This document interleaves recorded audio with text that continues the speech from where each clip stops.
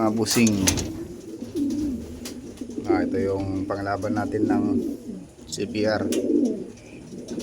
Bali ang tatay nito yung Grizzle, tapos nanay niya si Angel. Bali yung asawa nito kakakuha kanina, nasa Bangar La Union na. Bali dalawa sila na kinuha, isang babae, isang lalaki. Ito yung mga binunutan ko, patubunan ng mga pakpak. Siguro pag mga kanto, 3rd week, September, mga kalipad na.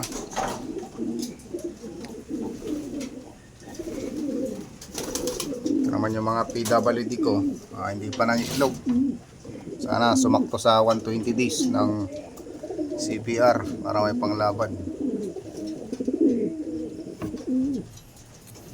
Itong isang PWD ko ng itlog na.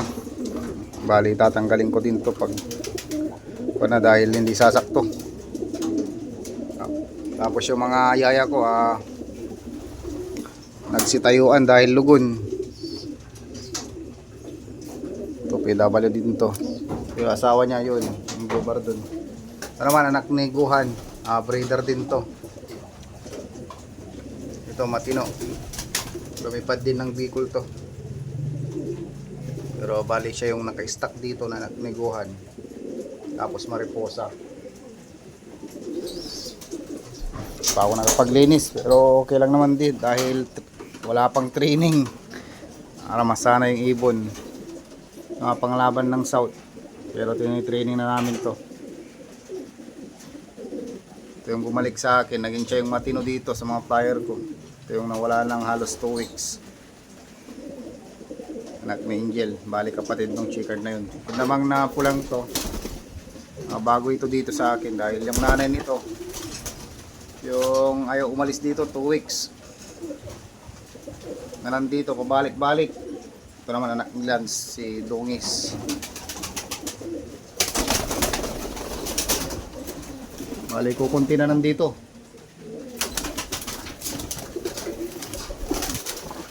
Ito lang yung matira, kung wala yung matira, yun lang.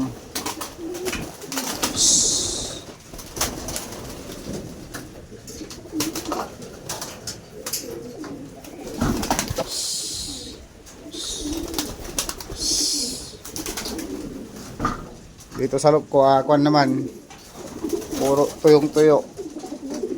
Yung may mga tae, pero walang kaamoy-amoy dahil ina-absorb ng karton.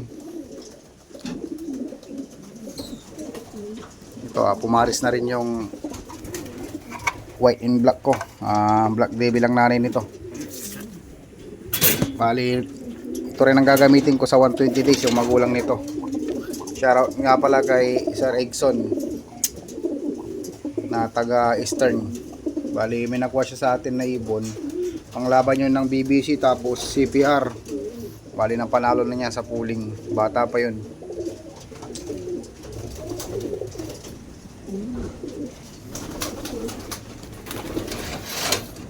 Gaganda ng mga ipot nila, buo-buo. Hindi pa ako naglilinis, minsan lang ako maglinis sa isang buwan pag ganito. Pag karera naman isang beses sa isang linggo.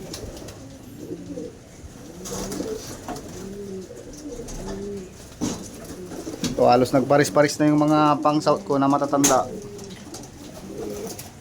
Ito yung crack tooth dito, pumari sa bata, kaya sumakto.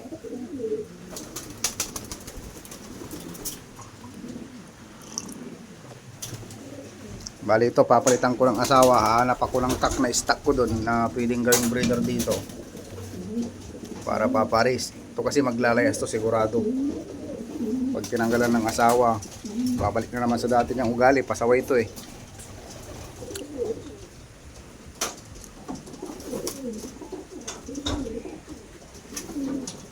Charot nga pala sa mga tropang ni Betsia, tapos mga pangpangga. Ito yung kwan pala. Ito yung Taiwan. CTRP ito. Bali, tumino na dito sa akin. Ito yung pares niya. Hindi ko pa pinagsama dahil siguro sa katapusan o 28. Sasalang ko na rin sila para sa 120 days. Ito yung anak nila. Tag-isa kami ni Jeremiah, yung kapatid niya na kay Jeremiah.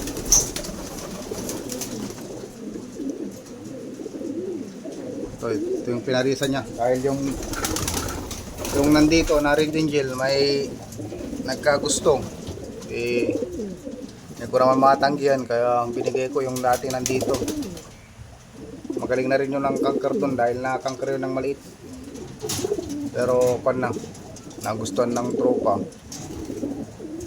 Namatay yung kanker no, na nagamot ko.